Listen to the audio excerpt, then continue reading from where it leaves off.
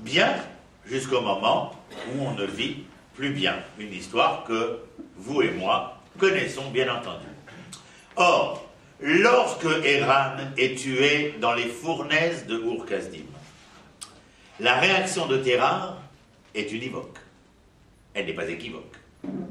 Il faut quitter Bassora. Pour aller où? Je vous l'ai dit, je vous le répète, la terre de Canaan. Le projet est tout à fait clair. Si là où nous sommes, où nous avons pensé un tant soit peu, et d'après toutes les recherches archéologiques modernes, les Habirous, dans ce sud de l'Irak, étaient une population installée socialement, économiquement, mais politiquement aussi. Ils sont apparemment devenus insupportables, surtout lorsque l'un des enfants vient remettre en cause non seulement la géopolitique ou le socio-économique, mais l'idéal de l'éphémère et de l'illusoire de cette société. C'est comme si aujourd'hui, si vous voulez, un Avram se lèverait pour essayer de remettre en question le Amaleka. Amaleka, le Rav Tzivouda Cohen Kook disait que Amerika, c'est Amaleka, le peuple vide.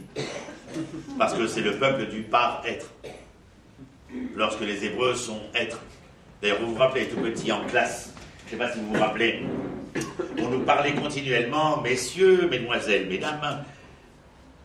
Ce soir, le professeur va nous parler du bien-être de l'homme. En vérité, le bien-être chez ces hommes-là, de l'Occident, était dichotomisé entre le bien d'un côté et l'être de l'autre. Et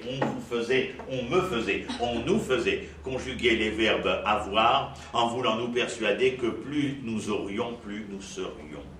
Or, les Hébreux sont complètement contraires, ou plutôt à contrario de cette idéologie-là. Ils décidèrent de conjuguer les verbes être pour avoir, quand leur premier avoir serait les enfants, seuls capables d'assurer la pérennité et des lendemains qui chanteraient pour l'humanité.